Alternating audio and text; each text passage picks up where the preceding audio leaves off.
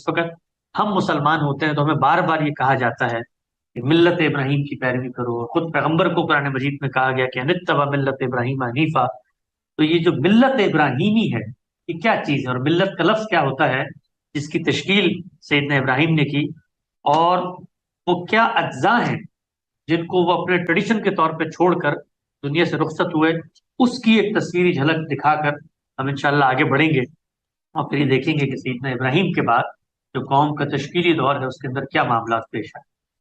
तो मिल्लत का ये लफ्ज़ कुरान मजीद में भी कई मकामात पर आया है, और इसका मतलब क्या होता है? इसका मतलब होता है ट्रेडिशन, तरीकाकार, उनकी रविश, उनका रास्ता, उनका अपनाया हुआ तर्ज अमल।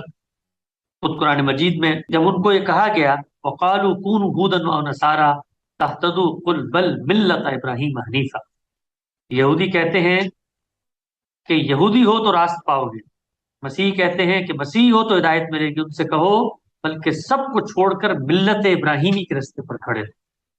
ये मिल्लत जो है वो रास्ता है, और लुगत में ये सुन्नत के मानी में आता है, तरीके के मानी में आता है।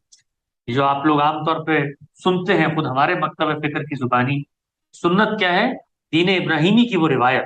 बज़ाहिर सुनने में बड़ी अजनबी बात लगती है कि भाई हम तो दीन शुरू कर रहे हैं रसूलुल्लाह सल्लल्लाहु अलैहि वसल्लम से, तो असल में यही वो पस मंजर की चीज है जो फिर उससे कनेक्ट होती है। तो खुद कुरान मजीद ने यही लफ्ज इख्तियार किया और रसूलुल्लाह को कहा कि आप उन्हीं की मिल्लत की पैरवी करें।